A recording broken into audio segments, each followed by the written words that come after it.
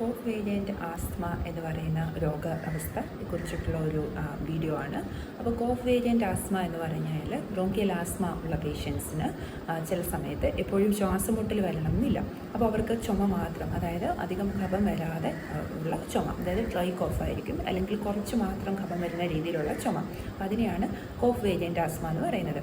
അപ്പോൾ ഈ കോഫ് variant asthma എന്ന് പറയുന്ന പേഷ്യൻസിന് സാധാരണ നമ്മൾ ആസ്മ പേഷ്യൻസിന് ചെയ്യുന്ന പോലെ ബ്ലഡിൽ അലർജി, അതായത് IgE അല്ലെങ്കിൽ ഈസ്നോഫിൽ കൗണ്ടൊക്കെ നോക്കുമ്പോൾ ഈ കോഫ് വേരിയൻ്റ് ആസ്മ ഉള്ള പേഷ്യൻസിനും ഇതൊക്കെ റേസ്ഡ് ആയിരിക്കും. അപ്പോൾ അതുപോലെ കോഫ് വേരിയൻ്റ് ആസ്മ ഉള്ള പേഷ്യൻസ് അവർക്ക് കുറേ കാലങ്ങളായിട്ട് ഈ ചുമ മാത്രമായിരിക്കും ഉണ്ടാകുന്നത്. നമ്മൾ എക്സ്റേ എടുക്കുന്ന സമയത്ത് അത് നോർമൽ ആയിരിക്കും. അതുപോലെ പൾമണറി ഫംഗ്ഷൻ ടെസ്റ്റ് ചെയ്യുന്ന സമയത്ത് ബ്രോങ്കിയൽ ആസ്മ പേഷ്യൻറ്റിന് പൾമണറി ഫംഗ്ഷൻ ടെസ്റ്റ് ചെയ്യുന്ന പോലെ നമ്മളതിൽ റിവേഴ്സിബിലിറ്റി എന്ന് പറയും. അതായത് നമ്മളൊരു ബ്രോങ്കോ ഡയലേറ്റർ, അതായത് ആസ്മയ്ക്ക് കൊടുക്കുന്ന ഒരു മെഡിസിനാണ് നമ്മൾ ബ്രോങ്കോ ഡയലേറ്റർ എന്ന് പറയുന്നത്. അപ്പോൾ അതിൻ്റെ നെബുലൈസേഷൻ ചെയ്ത് കഴിഞ്ഞാൽ നമ്മൾ